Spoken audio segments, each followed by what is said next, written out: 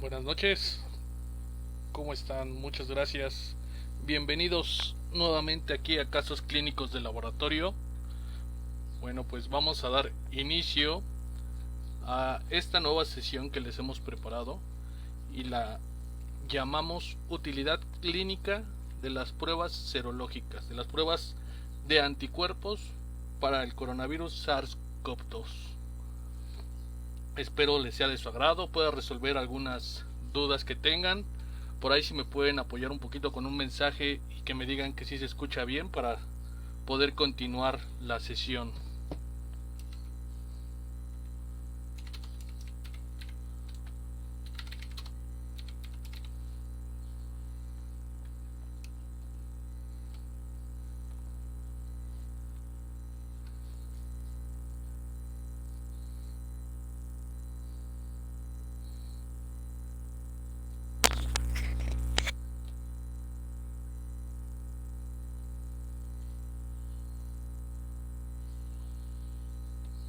Muy bien, pues ya estoy aquí también conectándome para escuchar el audio. Luis comenta que deberían de mandar constancias. Sí, en algunas sesiones hemos mandado constancias digital para aquellos que están participando. Se hace un proceso ahí de inscripción, solo que a veces por los tiempos y la satura de nuestros trabajos pues se nos hace un poquito complicado, pero sí cada vez vamos a empezar a diseñar una estrategia para implementar esta constancia que les ayuda a este currículum. Pues bueno, vamos a dar inicio a esta sesión. Es una sesión breve de unos 40-50 minutos y espero que les sea de gran utilidad. Antes que nada quiero hacer una aclaración sobre esta sesión que les voy a presentar. Mi intención personal no cubre algún conflicto de interés con ninguna compañía, con ninguna marca. No se trata de sesgar su opinión de ustedes. La mía se basa simple y sencillamente en una revisión actualizada de algunos artículos sobre el tema a presentar. Compartir esta revisión con las pruebas desde el punto de vista de las pruebas serológicas, y es mi opinión, mi punto personal y profesional lo que intento expresarles con esta sesión. No intento ni favorecer ni perjudicar alguna marca o compañía en especial, ¿vale?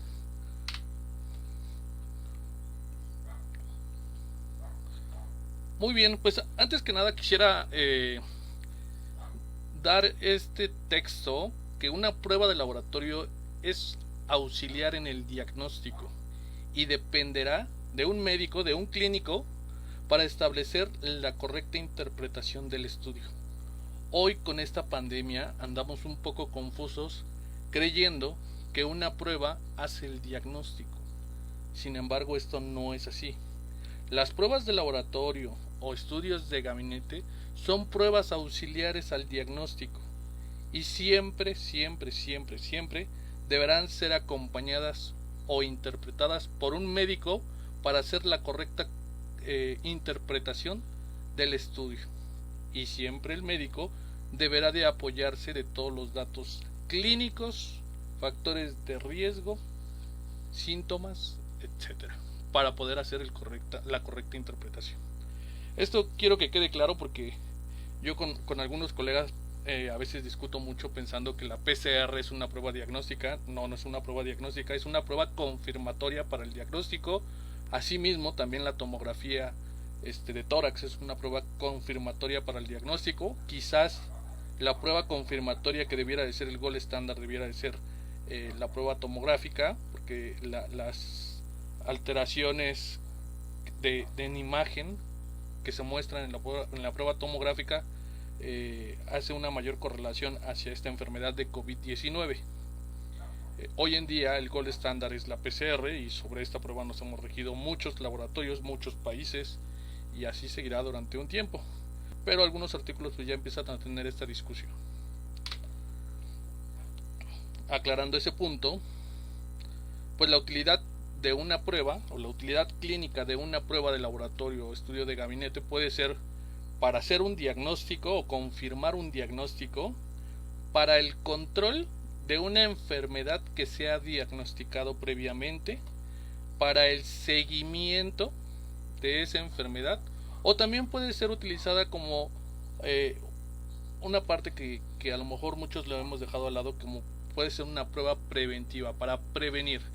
Y dentro de esas pruebas preventivas pues hay muchas herramientas que nos pueden ayudar a prevenir antes de expresar manifestaciones clínicas evidentes de una enfermedad. Entonces también las pruebas de laboratorio, pueden haber algunas pruebas que están dirigidas hacia la prevención.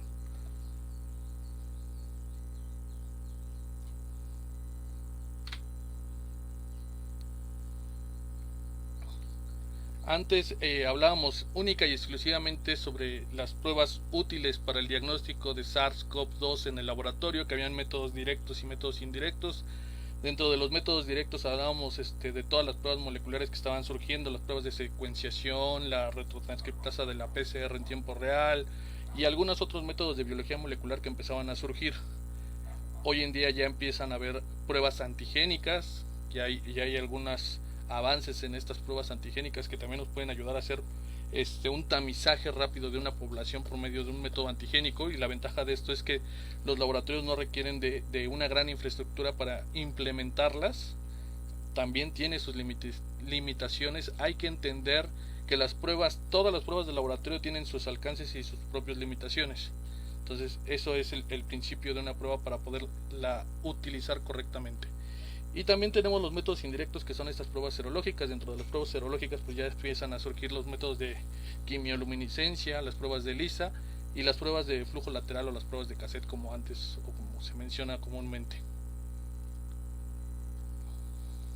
Sin embargo, lo que nos ha enseñado SARS-CoV-2 es que podemos tener pruebas para el diagnóstico, para el control y para el seguimiento. Hoy en día no hay una prueba sí una prueba de laboratorio o de gabinete que pueda ser preventiva, pero sí tenemos pruebas para el diagnóstico, como ya mencionábamos, por métodos directos o indirectos.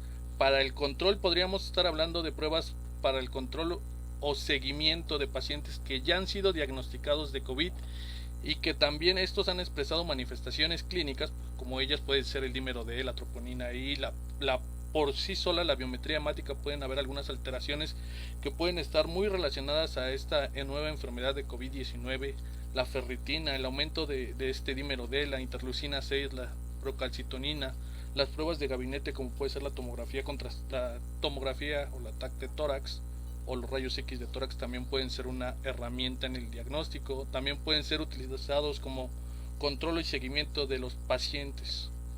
La PCR también es una prueba diagnóstica o confirmatoria del diagnóstico, pero también puede ser utilizada como un método para el control y seguimiento. Y los mismos anticuerpos IgA, IgG, IgM pueden ser una herramienta para el diagnóstico, sabiéndolos utilizar o con una correcta estrategia epidemiológica, pero también pueden ser una herramienta de control o una herramienta de seguimiento. Hay otras pruebas básicas en el laboratorio que también surgen para el seguimiento del paciente hospitalizado, como puede ser la glucosa. Hoy en día un alto porcentaje de la población que padece COVID-19 son pacientes con obesidad o tenemos un gran porcentaje con pacientes diabéticos. Entonces conocer estos niveles de glucosa también nos pueden ayudar muchísimo para entender cómo va a evolucionar este paciente o si va a ir complicándose por las comorbilidades que presente. La urea y la creatinina, muchos de estos pacientes que van a terapia intensiva pues también empiezan a tener esta disfunción renal y entonces es muy importante estar monitorizando las pruebas de función renal, como puede ser la urea y la creatinina, las pruebas de función hepática también. Por todo el tratamiento que le están dando a los pacientes, pues hay que estar muy atento a estar revisando constantemente esas pruebas de función hepática. Y quizás en algún momento aquí le pongo nada más como con un signo de más, las subpoblaciones linfocitarias pudieran llegar a tener en algún momento alguna importancia clínica. Hoy en día no hay mucha información sobre ellas, pero pues las quise mencionar solamente. Y con esto lo que quiero hacer es ampliar el panorama de todas las pruebas que tenemos útiles en el laboratorio para el diagnóstico, para el control o para el seguimiento de los pacientes con esta enfermedad COVID-19 causada por este coronavirus SARS-CoV-2.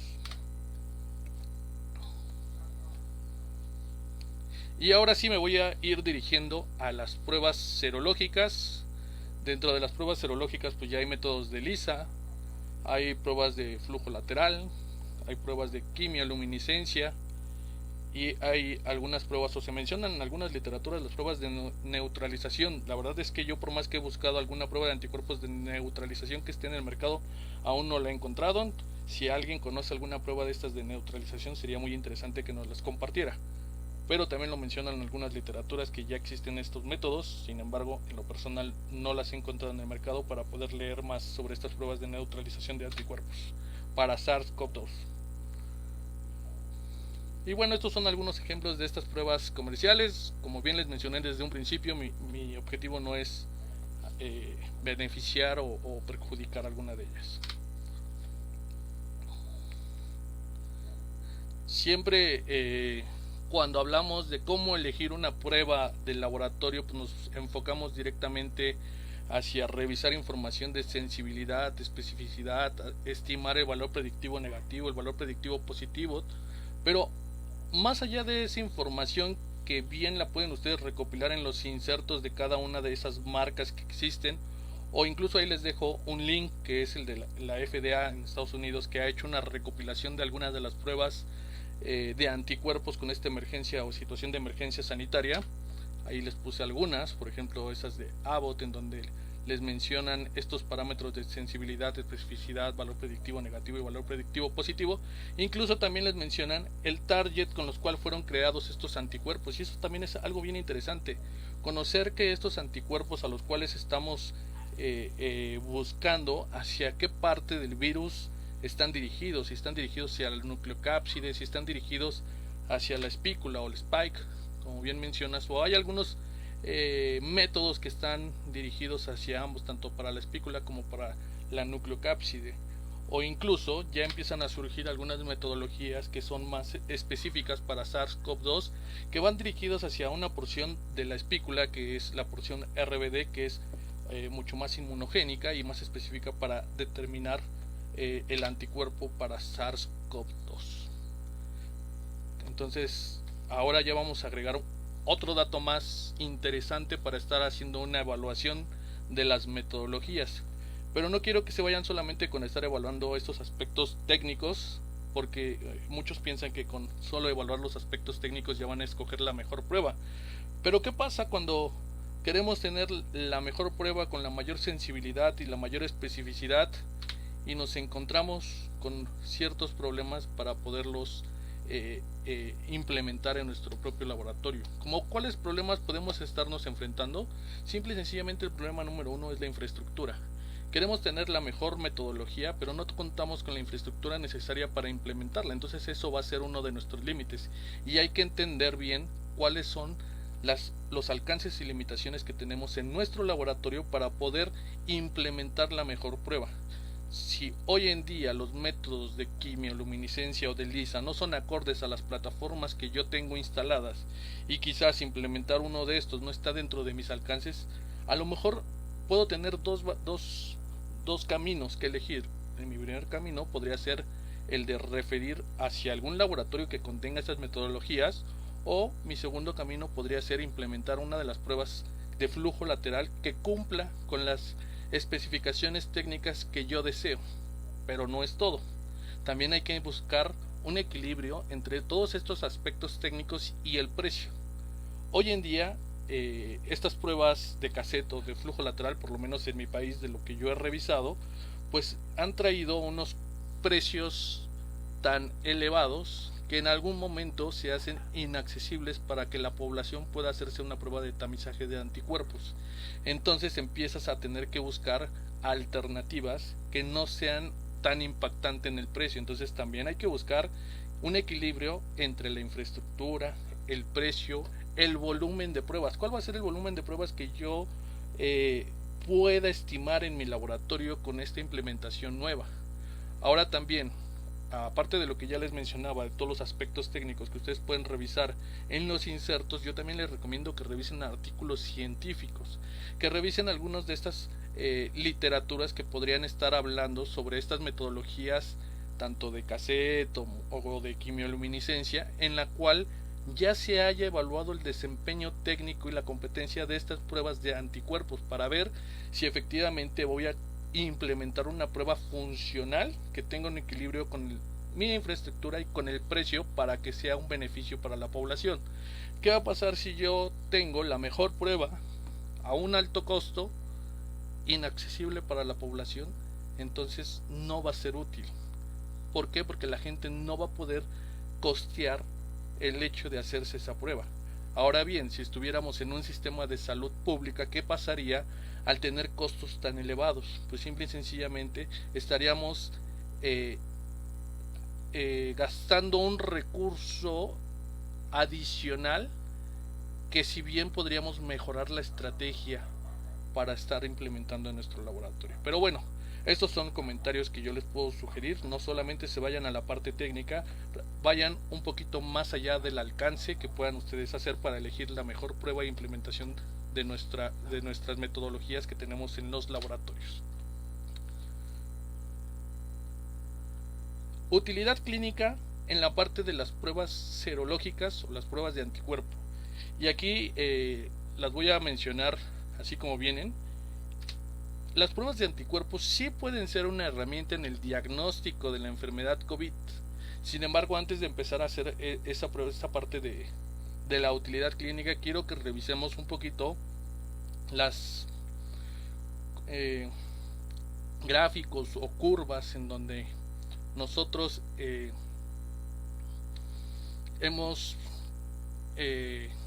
pensado teóricamente. Por ejemplo, en esta que yo les muestro ahorita, es algo que se armó teóricamente sobre cuál sería el comportamiento teórico de la producción de anticuerpos versus la infección viral en un individuo.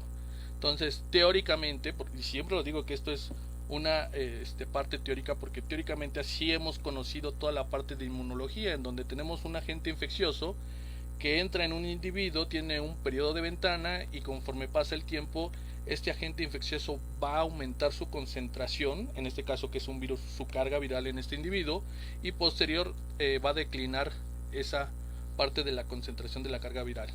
En un momento se piensa que a partir del séptimo o décimo día vamos a empezar a producir los anticuerpos, que los primeros anticuerpos que se producen en otras infecciones es las IgMs, que son estos anticuerpos de respuesta casi inmediata. Se cree que son a partir del séptimo día la creación de estos anticuerpos de tipo IgM, y posteriormente se cree que se van a producir estos anticuerpos IgG, que son los anticuerpos de memoria. Los anticuerpos de memoria van a quedar durante un tiempo de convalecencia de los individuos, y se cree que va a tener cierto tiempo de duración o de inmunidad hacia las personas que padecieron esta enfermedad de COVID-19. ¿Cuánto tiempo va a estar esta inmunidad? Pues hoy en día lo que hemos visto o creemos con algunas literaturas, por ejemplo, algunas literaturas se ha comparado SARS-CoV-2 con MERS y con SARS-CoV, que fueron los primeros tipos de virus muy cercanos en esta filogenética. Se cree que la duración de esta inmunidad va a ser de 3 meses. Ya se empiezan a rastrear si efectivamente son estos 3 meses. Han surgido ya algunos artículos que sí dicen que solamente tienen esa duración de 3 meses esta producción de anticuerpos. Pero bueno, eso era la parte teórica. ¿Qué estamos viendo hoy en día? Hoy en día estamos viendo que esta producción de anticuerpos pues no cumple tanto la lógica o la teoría inmunológica, en donde decimos que primero se crean estos anticuerpos de respuesta inmediata del tipo IgM y posterior se crean estos anticuerpos de memoria tipo IgG. Hoy en día, ¿qué estamos viendo? Que existe algunas personas o individuos que se están creando un sincronismo de seroconversión entre la IgG y la IgM. Entonces esto es algo interesante, decir que no existe el primer pico de la producción de IgM y posterior el segundo pico de la producción de IgG. Hoy hay gráficos que demuestran este sincronismo en la producción de anticuerpos. Seguimos aprendiendo. Coronavirus nos ha venido a enseñar, a descubrir muchas cosas nuevas, tanto para la parte de inmunología como para la parte de coagulación. Hablar que hoy causa una respuesta inmunotrombótica como una de las alteraciones principales de esta enfermedad COVID-19 es algo muy interesante que nos vino a enseñar coronavirus SARS-CoV-2. Y bueno, aquí les quiero enseñar otros gráficos de otro artículo. Ahí les puse el nombre del artículo y los autores, en donde nos mencionan esa seroconversión o esa evidencia de la seroconversión sincrónica. También nos comenta que en este artículo se ha visto esas seroconversiones clásicas, en donde primero se produce la IgM y posteriormente se produce la IgG, pero también nos menciona este artículo que tenemos seroconversiones invertidas, que primero se produce la IgG y posteriormente se produce la IgM. Entonces, hoy que tengamos claro cómo va a ser la seroconversión de COVID, la verdad es que todavía debiéramos investigar. Sin embargo, estamos limitando mucho el uso de las pruebas de anticuerpos, y yo creo que ya empieza a ser un momento ideal para empezar a medir estas pruebas serológicas. Otro artículo que les quiero compartir, a ver si se dan, este artículo es del doctor Mario Plevani allá en Italia. Habla sobre esta cinética en la producción de los anticuerpos, y él menciona también que ha visto en pacientes de su hospital en Italia, se encuentra este sincronismo, ese dato tan interesante de una seroconversión sincrónica. Entonces ahí se los dejo para que ustedes puedan estar revisando cómo es esta producción de anticuerpos. Este es con un método de quimioluminiscencia de una marca china que ha dado muy buen desempeño técnico.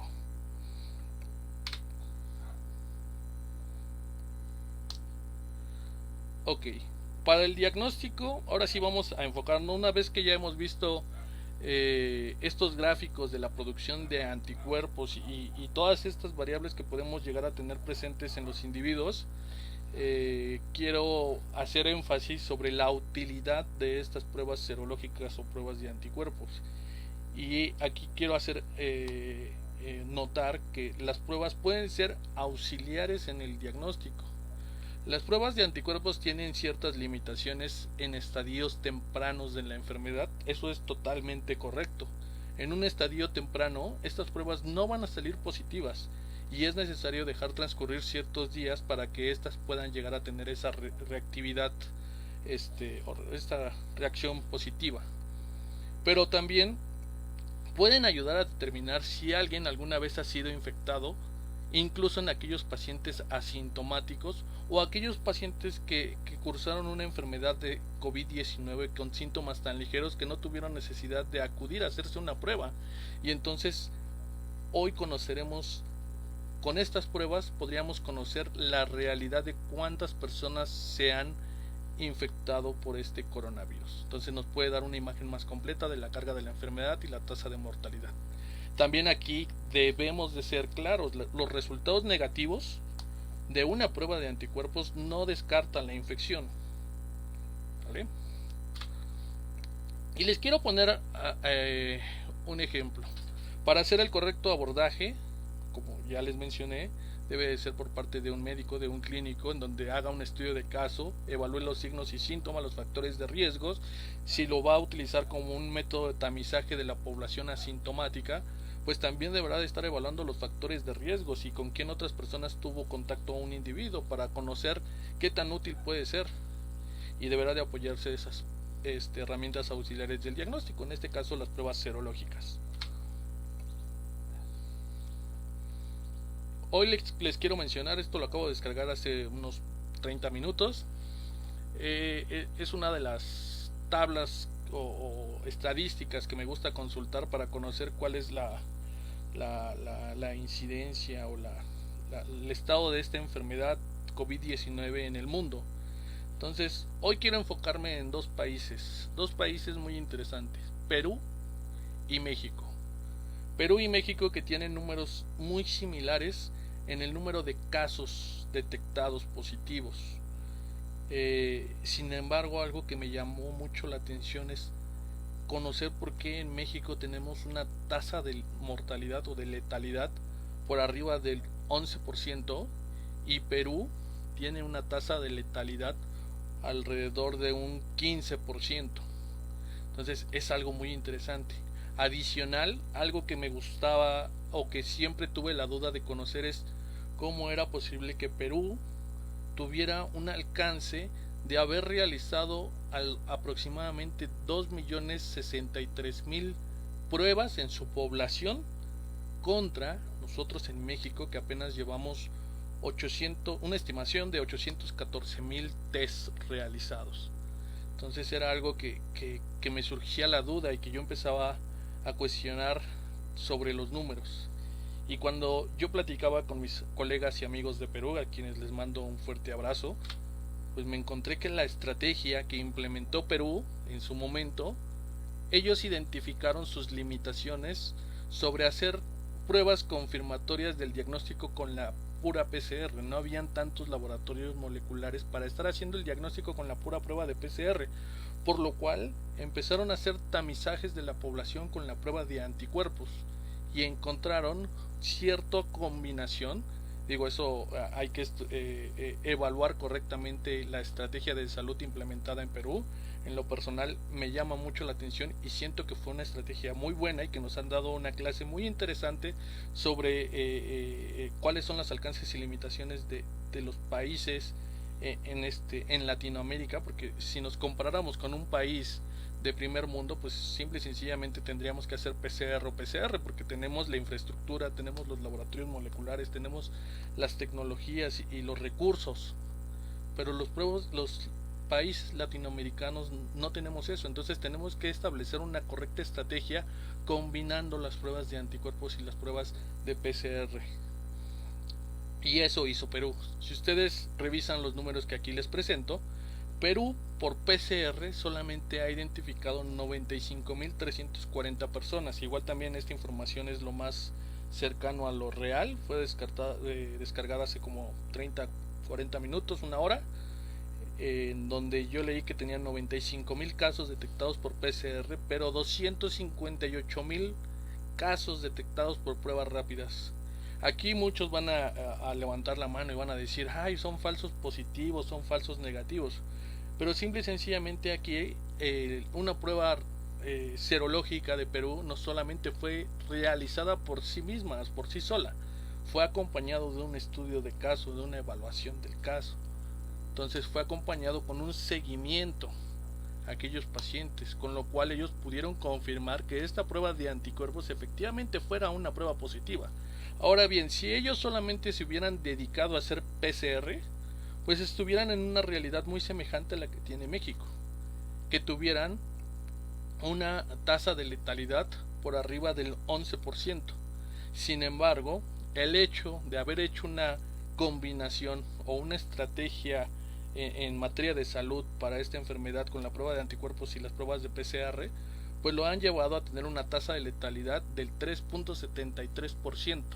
Algo muy interesante. ¿Qué pasaría si hoy en día en cada una de nuestras entidades empezáramos a conocer el tamizaje para conocer una radiografía real de la población? ¿Cómo cambiarían los números? Aquí lo dejo, habrá quienes discuten un poquito si serán falsos positivos. Les digo, aquí se empezaron a hacer seguimientos de los pacientes, fue acompañado de un estudio de caso para asegurar, y aquellos pacientes que se complicaban, pues se les tuvo que haber hecho la prueba confirmatoria por PCR al momento de ingresar a los hospitales COVID en Perú. México solamente tenemos como estrategia hoy en día hacer pruebas de PCR, y esta es nuestra realidad, y sobre esta estamos actuando con los recursos que tenemos y con las limitaciones que tenemos. ¿Cuáles son las limitaciones que tenemos? Que hoy en día nuestros laboratorios son alrededor de 125, 127 laboratorios moleculares que están actuando, y dentro de estos 127 laboratorios que están trabajando, pues a lo mejor no son lo suficiente para la población de 123 millones de habitantes que tenemos. Entonces quizás debiéramos de cambiar o de modificar la estrategia.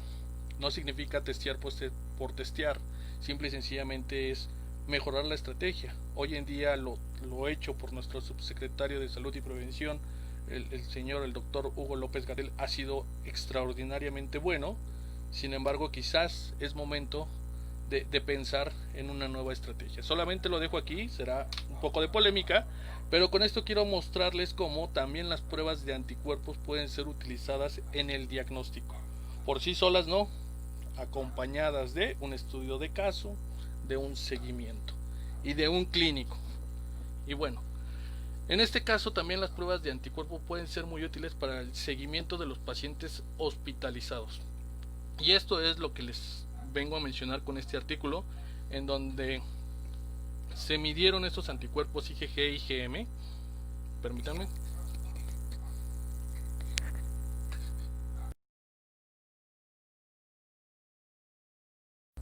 Perdón. Se midieron estos anticuerpos IgG y IgM en una población hospitalizada y se clasificaron en dos grupos, ¿no? Aquellos pacientes que se recobraron de la enfermedad y se observan el incremento de la producción de anticuerpos, y aquellos pacientes que fallecieron con COVID-19 o a causas de esta enfermedad COVID-19.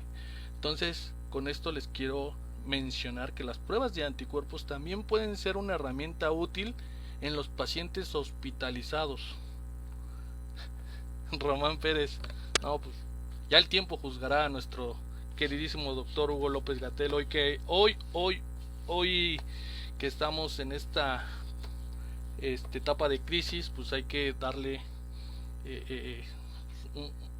un voto a ciegas porque haga lo mejor por toda nuestra población mexicana. Entonces, con esto que les quiero mencionar, perdón, estaba leyendo ahí el comentario de Román. Saludo, Román. Que las pruebas de anticuerpos en pacientes hospitalizados también puede ser otro indicador de severidad de la enfermedad. Conocer que si estos anticuerpos no se empiezan a aumentar, esto puede estar hablando de una complicación. Entonces hay más de un artículo, ese es uno de los que les menciono. Aquí hay otro artículo en donde nos hace una clasificación de los pacientes de acuerdo a cómo presentaron esta enfermedad COVID-19, si fue severa, si fue el cuadro clínico fue medio o regular, o si fueron pacientes críticos que fueron a parar en la terapia intensiva. Aquí no se evaluó a aquellos pacientes que fallecieron, solamente menciona sobre estos tres grupos en donde se estuvieron midiendo.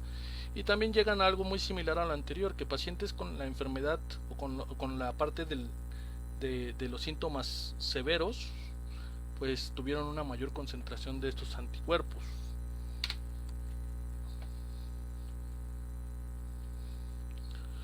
Control. ¿Cómo puede ser utilizada esta prueba de anticuerpos para el control?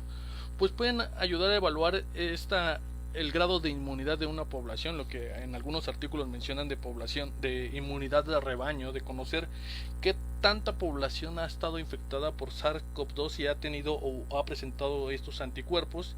Y esto pudiera ser una gran herramienta para establecer las correctas estrategias en materia de reanudación de la nueva normalidad. Incluso también estas pruebas de anticuerpos en los personales de la salud podríamos estar poniendo en primera línea aquella persona de salud que ya tuvo la enfermedad y ha salido avante, ya tiene cierta protección inmunitaria. Entonces, como forma de control, pues pueden también ser muy útil y pueden ser para diferentes estrategias.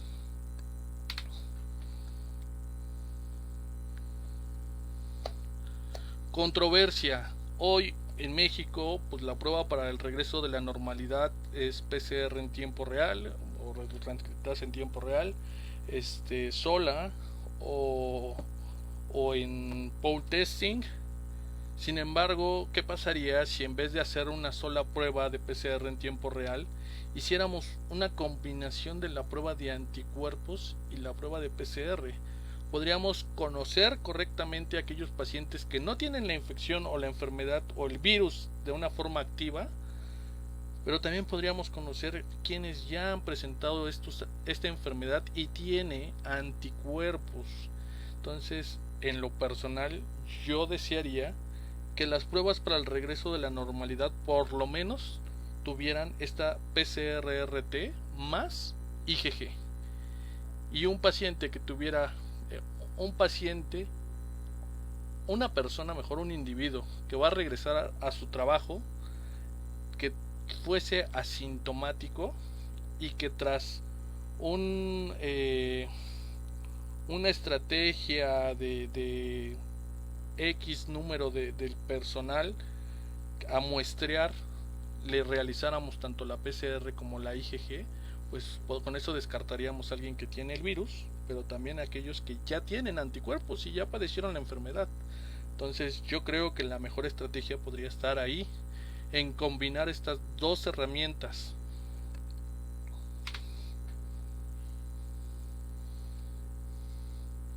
Y bueno, ahí era lo que yo les mencionaba, que para mí el hecho de estar haciendo una correcta combinación de la prueba de anticuerpos y la PCR nos puede dar una información mejor sobre el estado de un paciente, y ahí dejo claro cuál sería mi recomendación ideal para estar haciendo como un tamizaje para la nueva normalidad. Y bueno, pues vamos a hacer unas pequeñas conclusiones. Habrán quienes estén de acuerdo, habrán quienes no estén de acuerdo sobre estas pruebas de anticuerpos. Simple y sencillamente lo que yo les quise demostrar es cómo es que estas pruebas de anticuerpos pueden ser muy útiles hoy en día, y que no debemos de demeritar estas pruebas de anticuerpos. Debiéramos de establecer la correcta utilidad de las pruebas, acompañados por los médicos que son quienes las van a interpretar, ¿vale? Y bueno, como conclusión, las pruebas de anticuerpos son una herramienta muy útil para el médico, para apoyar al médico en el diagnóstico, seguimiento de los pacientes. Como revisado, pueden ser una estrategia muy útil en la parte de diagnóstico, siempre y cuando hagan una estrategia epidemiológica de cómo implementar estas pruebas.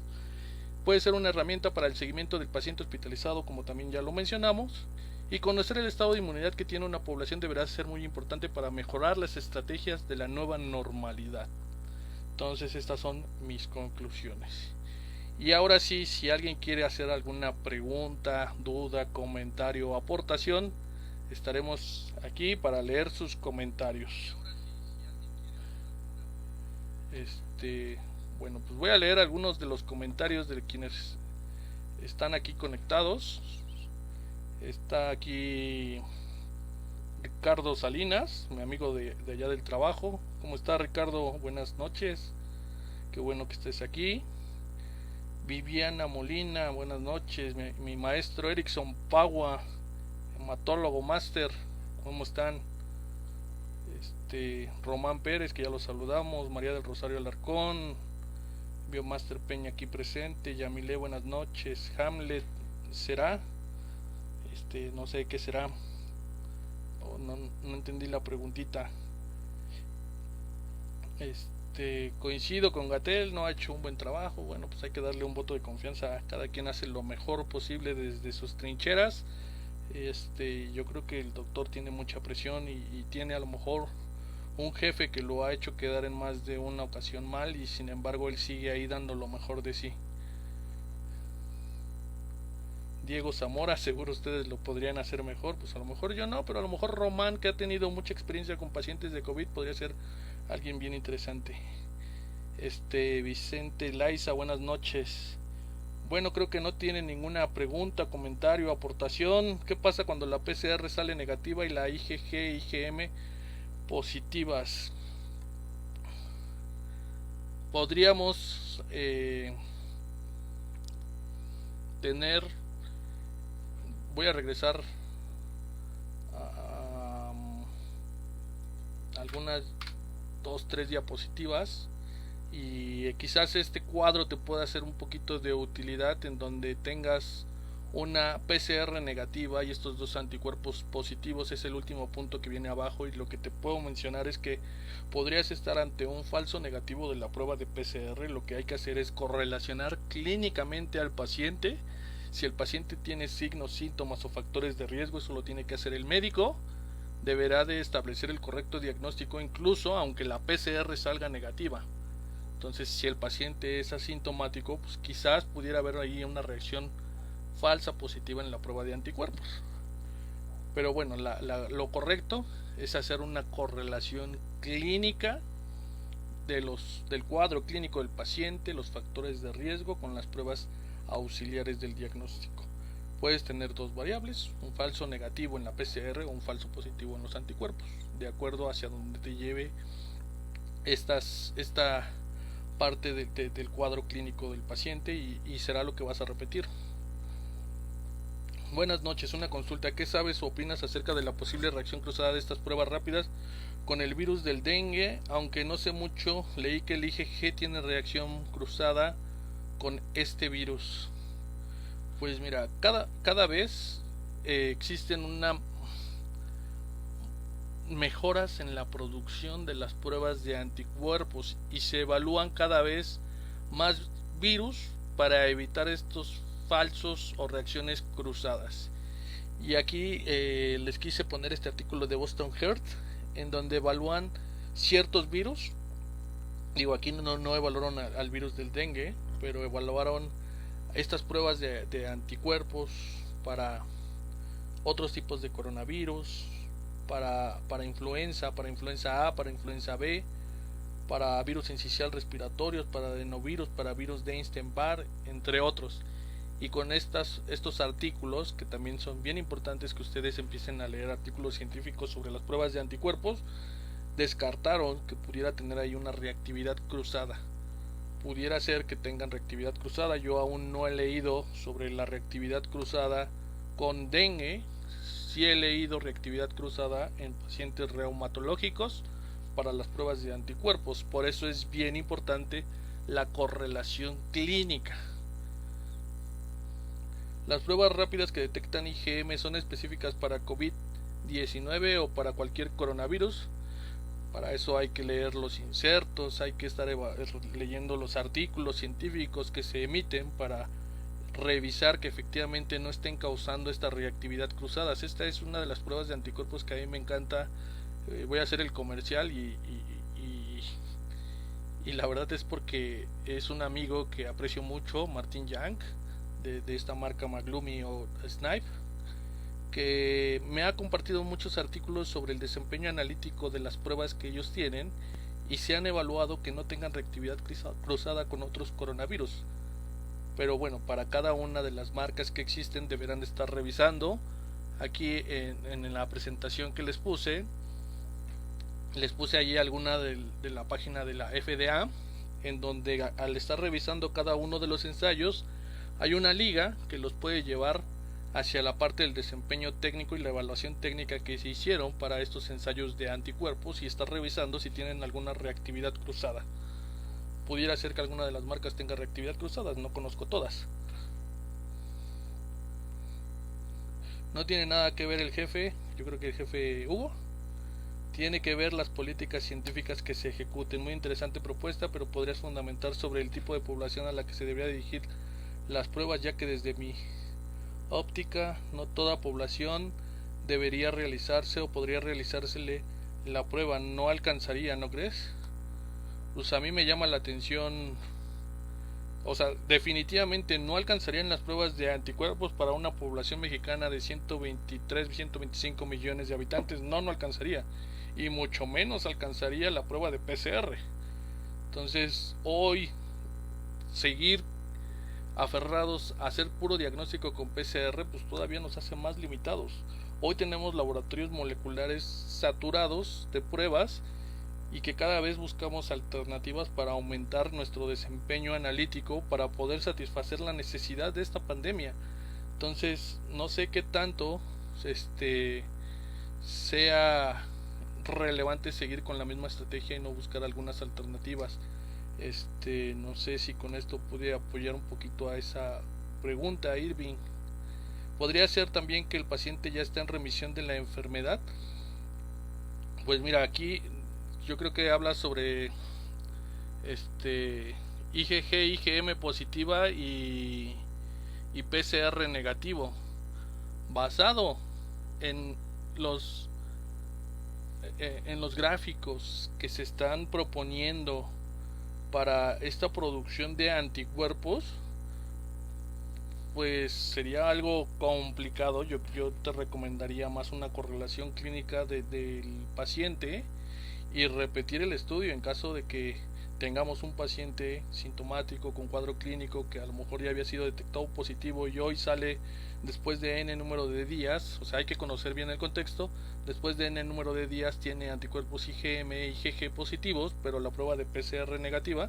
Entonces ahí yo te sugeriría repetir el estudio, pero no puedo hablar solamente con esta poca información que tengo. Deberíamos de ver un contexto más amplio para poderte dar el mejor abordaje clínico y también pues acompañarlo de un médico, ¿no? Yo tengo como profesión más hacia la química, pero por aquí hay compañeros que son médicos patólogos que podrían ayudarte bastante.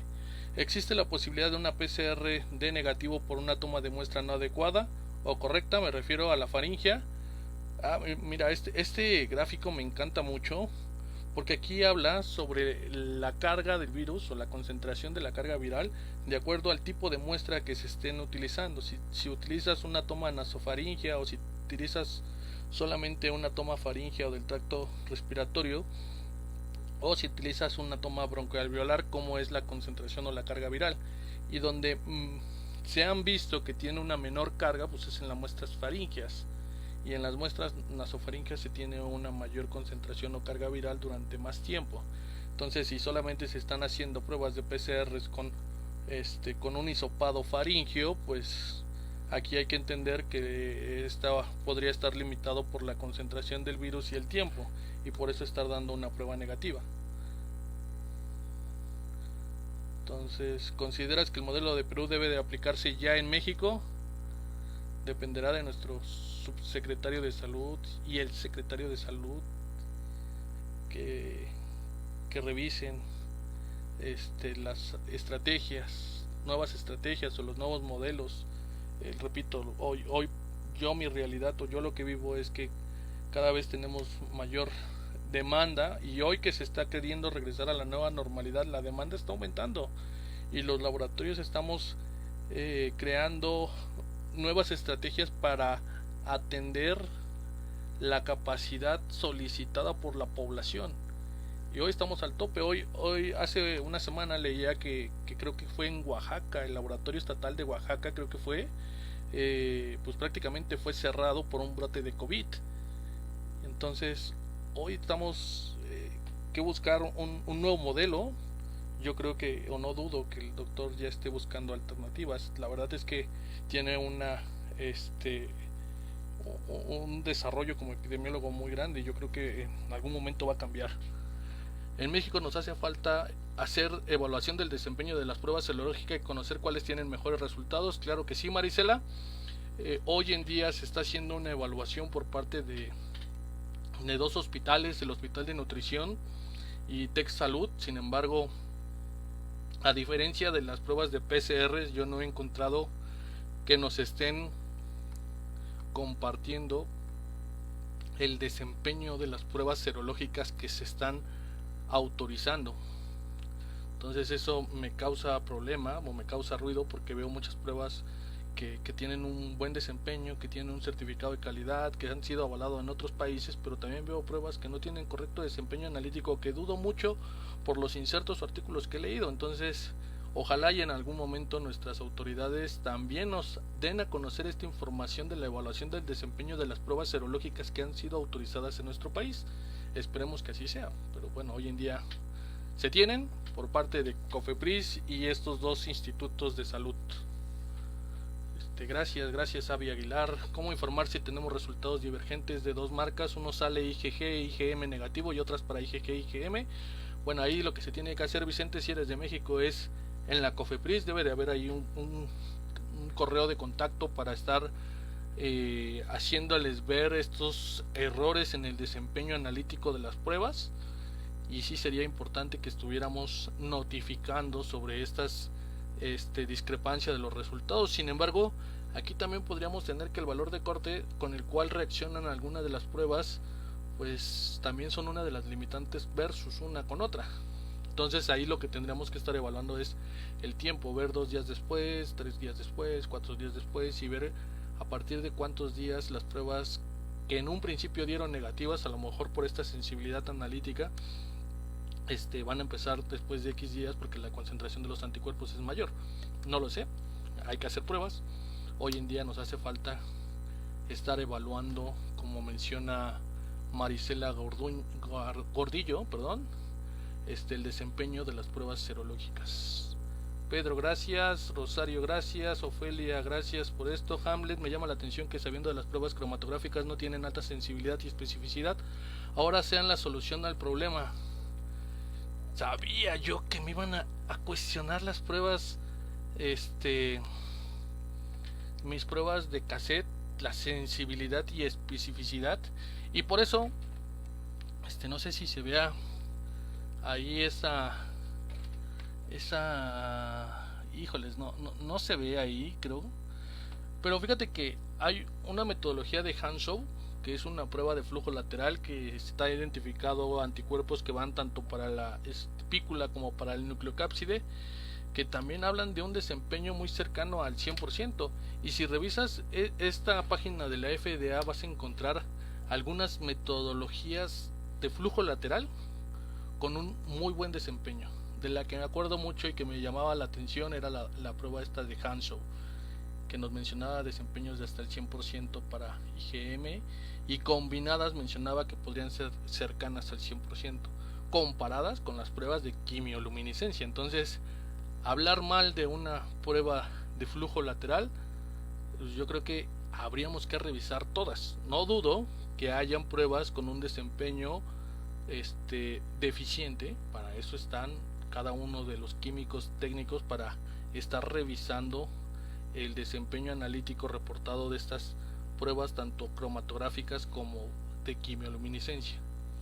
Pero bueno, no tienen alta sensibilidad y especificidad, ahora sean la solución al problema, no pueden ser utilizadas para fines diagnóstico epidemiológico. Me parece que estamos cayendo en una paranoia técnica. Bueno, pues ahí es cuestión de opinión.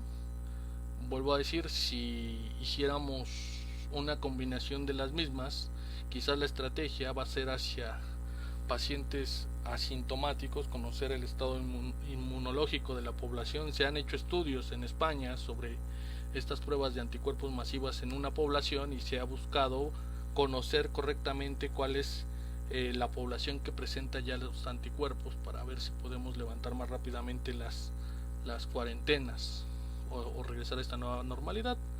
Pero bueno, ahí es cuestión de opiniones. Mucho tiene que ver con las políticas públicas, mucho tiene que ver con la clínica del paciente. Además, ya está altamente confirmado que los estudios radiológicos y de imágenes son más sensibles y específicos que las propias pruebas de cromatografía lateral.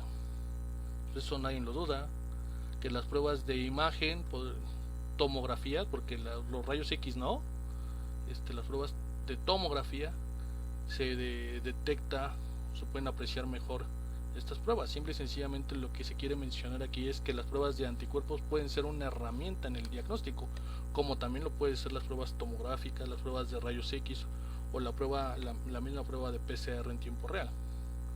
Ojo, no estoy descartando el efecto de la prueba, me refiero al fin que se persigue es para fines de coayudar al diagnóstico, no para fines de epidemiológico.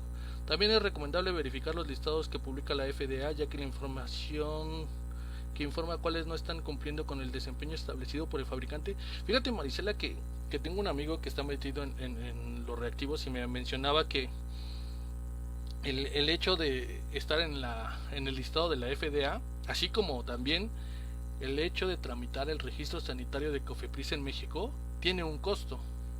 No es solamente cumplir con ciertos requisitos y ya te van a publicar. Tiene un costo, y eso es lo que ha limitado a algunos proveedores estar ahí en ese listado de la FDA. Entonces FDA puede ser una herramienta, los insertos puede ser otra herramienta, los artículos pueden ser otra herramienta. Entonces no solamente casarnos con una sola fuente de la información. FDA es una fuente de información muy buena que puede ser una herramienta, pero no es la única. Además, repondremos que la definición de la misma ONU dice que para establecer el diagnóstico de COVID-19 se requiere de la prueba de PCR con búsqueda directa del virus. Pues sí, eso nadie lo está poniendo en tela de juicio. Simple y sencillamente lo que quise decir aquí es que puede ser una herramienta útil en el diagnóstico de los pacientes asintomáticos. Ahora, por cuestiones de costos, pues los costos de una prueba de quimioluminiscencia pueden ser 20 veces más bajos que una prueba de PCR, o quizás 10 veces más bajos. Entonces dependerá, ¿no?, hacer una correcta estrategia en función del costo, los beneficios que pueda traer. Eso es algo que discutir. Y estaría padre un debate de esto, ¿no, Irving? Tú que andas aquí a favor de la PCR y las tomografías. Yo siento que si le siguiéramos apostando a estas dos herramientas, pues no hay suficientes PCRs en México para los 123, 125 millones de habitantes, ni tampoco lo habrá con las pruebas de anticuerpos. Simple y sencillamente habrá una mayor capacidad de hacer un tamizaje hacia la población. Muy bien, pues si alguien más tiene alguna duda o comentario, os sigo aquí platicando y debatiendo con Hamlet Rodarte, mi amigo Irving, te mando un abrazo.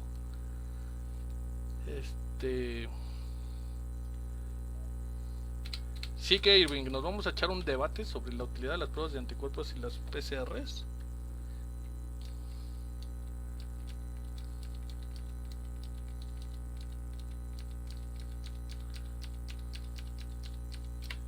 Erickson Paua.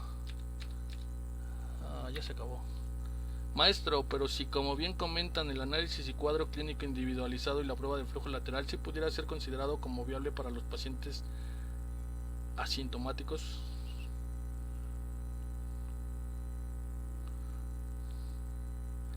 Política pública en materia de salud, pues déjame buscar a alguien que sea que maneje bien esos aspectos para poder debatir. Yo creo que por ahí en Chile, que también están utilizando un mix para el diagnóstico, no sé dónde más han de estar utilizando, a ver quiénes nos siguen, en sus países qué pruebas están utilizando para el diagnóstico de COVID-19. Se están utilizando solamente la prueba de PCR-RT, o también están haciendo una mancuerna con las pruebas de anticuerpos.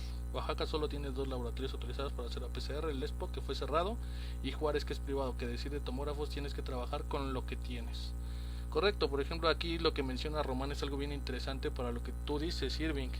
En Oaxaca tenemos n número de personas y solamente 2 laboratorios moleculares. De esos 2 laboratorios moleculares, uno fue cerrado por un brote de COVID que tuvo el personal de salud de ese laboratorio, y el otro laboratorio es un laboratorio privado. Entonces ese laboratorio privado que queda no va a ser lo suficiente para atender a la población. Y si buscáramos cuántos tomógrafos hay en Oaxaca, tampoco van a ser suficientes para atender a la población. Entonces hay que buscar una estrategia diferente a lo que hoy tenemos implementado, porque hoy pasó eso en Oaxaca. No dudo que también pase en algunos hospitales de salud. En Puebla ya hay algunos hospitales de salud pública con una alta tasa de infección en personal de salud. Hay laboratorios que están cerrando porque están muchas de sus personas contagiadas por COVID. Pues por eso va a ser un muestreo.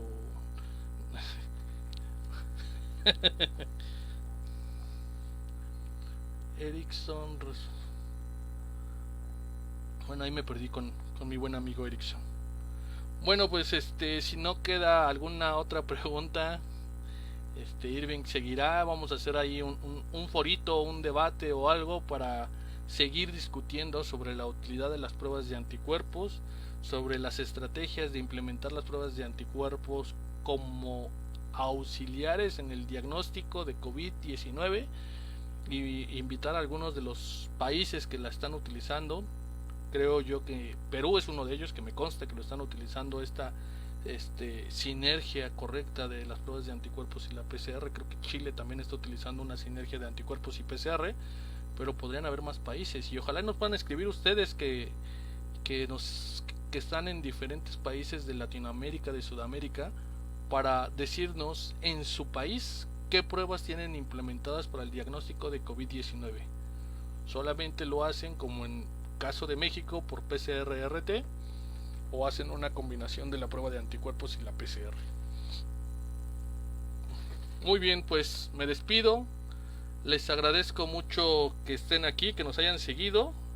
Espero haber movido un poquito el pensamiento hacia estas pruebas serológicas y su utilidad clínica que pueden estar teniendo y desarrollando al momento de estar realizando estas pruebas. Yo creo que para mí son una herramienta, como muchas otras pruebas de laboratorio, y que van a ser muy útiles para los médicos siempre y cuando sepan utilizarlas correctamente e interpretarlas correctamente.